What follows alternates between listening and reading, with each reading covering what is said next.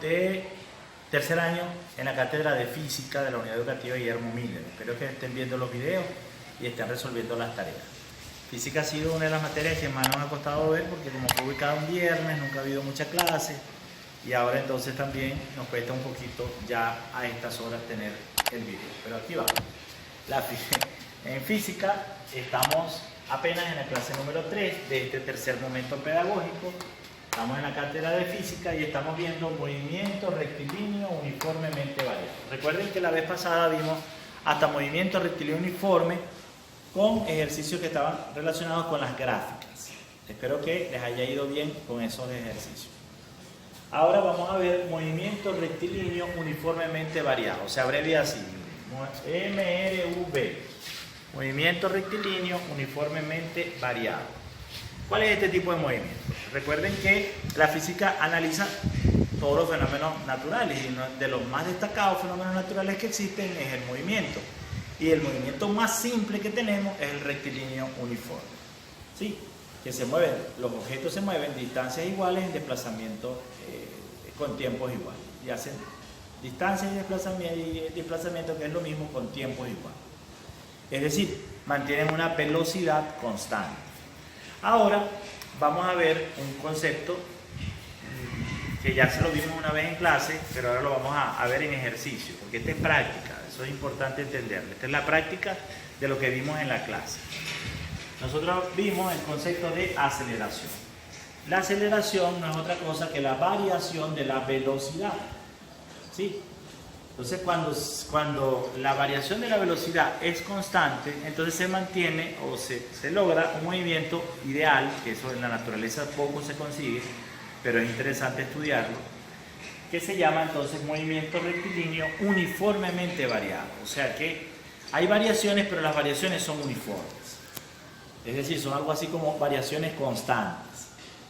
Eso indica que, aun cuando hay variaciones, se mantiene constante ahora la aceleración y eso hace que sea más sencillo pues determinar las ecuaciones del movimiento, porque estas ecuaciones, que por cierto aquí las tengo, 1, 2 y 3, estas tres ecuaciones del movimiento provienen de la gráfica de línea recta que ya les he dado utilizando las pendientes, pero no voy a meterme en esto porque sé que es un poquito más complejo, sino que les voy a dar de una vez las ecuaciones ya listas. La aceleración, fíjense que es la variación, este triangulito denota variación. Variación de la velocidad, recuerden que la velocidad es un vector, por eso se dice velocidad, cuando solamente tomamos el módulo del vector decimos entonces rapidez, pero nosotros vamos a hacerlo indistinto en este momento, vamos a llamarle variación de velocidad, aunque vamos a trabajar es con el módulo, es decir, vamos a trabajar con el escalar, no con el vector. Porque a este nivel no se trabaja con el vector, sino con el escalar. Entonces, la variación de la velocidad sobre la variación del tiempo es lo que me va a dar la aceleración.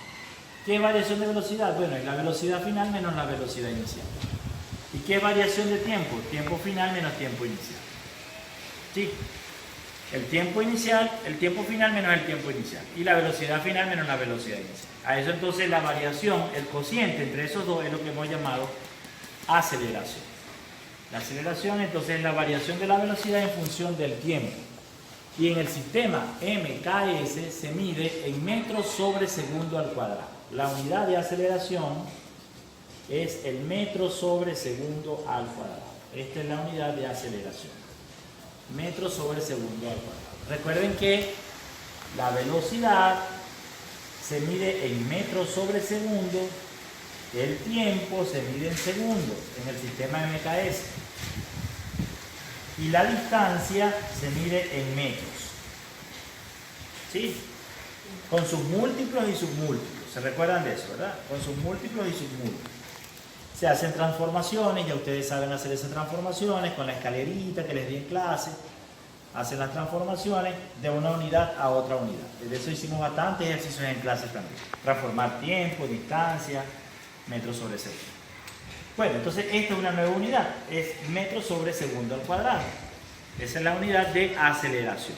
Y la fórmula es esta, ¿ves? Ahora, cuando esta fórmula la llevamos a formar una función lineal, como hicimos con las gráficas de las funciones del movimiento rectilíneo uniforme, entonces nos resultan estas otras fórmulas. Fíjense que dice velocidad final es igual a velocidad inicial más, puede ser más o menos, aceleración por la variación del tiempo. Recuerden que la variación del tiempo es tiempo final menos tiempo inicial. ¿Sí? Para abreviar esto, lo hacemos así. Y para abreviar esto, lo hacemos así, con un triangulito. ¿Sí me entienden?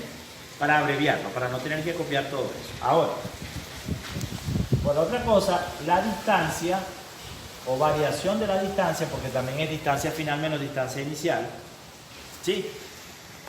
Se consigue así, con la velocidad inicial por la variación de tiempo más la aceleración por la variación de tiempo al cuadrado sobre 2. Estas fórmulas las deben ustedes copiar en una fichita. Y aprendérselas de memoria sería fenomenal. Serían las 3 fórmulas del movimiento básicas porque se pueden sacar otras, del movimiento rectilíneo uniformemente variado. Esas son las 3 fórmulas que vamos a usar. Esas fórmulas después vamos a ver en el cuarto año que se pueden transformar en algo más sencillo como esto, sin el delta, sin la variación. ¿Ven? Pero ahora, como estamos aprendiendo, lo dejamos con la variación. Pero así es como la van ustedes a conseguir en los formularios de los diferentes libros. Sí, así sin la variación. ¿Ves? Se ven más fáciles de aprender. Estas y estas son las mismas, solo que aquí estamos viendo la variación, ¿ves? Y aquí no, aquí asumimos que ya la variación siempre el tiempo inicial es 0, que siempre la velocidad inicial es 0, entonces bueno, eliminamos la variación y nos queda de esta manera. Vamos a ver un caso real donde se aplica este tipo de movimientos. Es uno de los únicos casos y tiene que ser incluso, como les digo, idealizado, que es en la carrera de los 100 metros planos. Cuando un atleta va a correr 100 metros planos, aquí se supone que parte de 0, ¿verdad? Los estudiosos han hecho ciertos análisis y nos dan algunos datos que vamos a usar nosotros ahora para ilustrar el movimiento uniformemente variable. Es lo más cercano en la realidad a este movimiento. No hay otro lugar donde lo podamos ver. Por eso es que entonces tenemos que meternos aquí para poderlo entender un poquito más. Fíjense que les voy a leer el planteamiento del problema que lo han sacado los especialistas en medición de carreras de 100 metros planos. Eso se llama, la especialidad se llama atletismo y ahí entonces es donde hacen este análisis. Dice, en el atletismo se considera la carrera de 100 metros planos como la máxima expresión de carreras de velocidad. ¿Sí? Ella consta de las siguientes fases. Miren esto, El atleta parte de aquí de 0. Al llegar a los 10 metros empieza su fase de aceleración. Esa fase de aceleración es cuando el atleta empieza a cambiar, a hacer las zancadas más largas. Él empieza haciendo zancadas más cortas, pero en la medida que va impulsando, la zancada va a ser más larga, más larga, más. Uno no puede arrancar de una vez con la zancada larga, no te da el cuerpo. Entonces tiene uno que correr un poquito y luego hacer la zancada. Cuando alcanza la máxima zancada, entonces es donde arranca su fase de aceleración. Se supone que es entre 0 y 10 metros que arranca esa fase de aceleración. En esa fase de aceleración va a recorrer 25 metros aumentando la velocidad. Y eso se va a tardar 5 segundos en llegar. Cuando llega aquí, según los expertos, en estos primeros 5 segundos, ¿ves? Aquí está abajo. Entonces la velocidad que alcanzó fueron 10 metros sobre segundo. Eso es lo máximo que puede alcanzar el atleta. Se nos acabó la capacidad del teléfono, ya vamos a volver a otro video.